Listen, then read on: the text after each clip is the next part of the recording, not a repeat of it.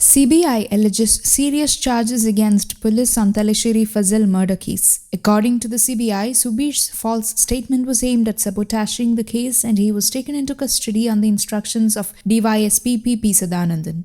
These were revealed after a follow-up investigation conducted by the CBI. According to the report, Mohanan's statement was recorded before he was arrested in the murder case and the audio recording submitted by the police was not credible. The report says that Subish, an RSS activist, was forced to say that the RSS was behind the Fazal murder case with the intention of sabotaging the case. It was a new investigation report that revealed things against the police. The CBI has also recorded the statement of the CI, who said that Subish was taken into custody on the instructions of Kannur DYSP P.P. Sadanandan.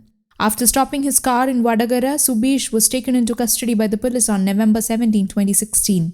Police claimed that he was taken into custody after giving a notice. However, CBI stated that it was false.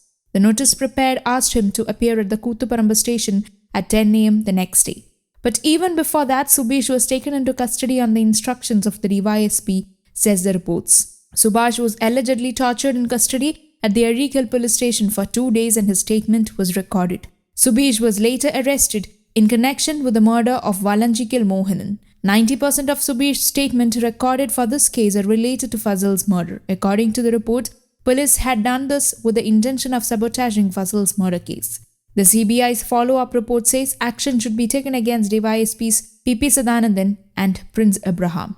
According to the CBI, Kodisuni and his gang were behind the murder and Karai Rajan and Chandrasekharan were the masterminds of the murder. The CBI has launched a probe into Fazal's murder following a High Court order. The court order was issued after a petition was filed by Fazal's brother Abdul Sattar. The court ordered further investigation on the basis of Subish's statement.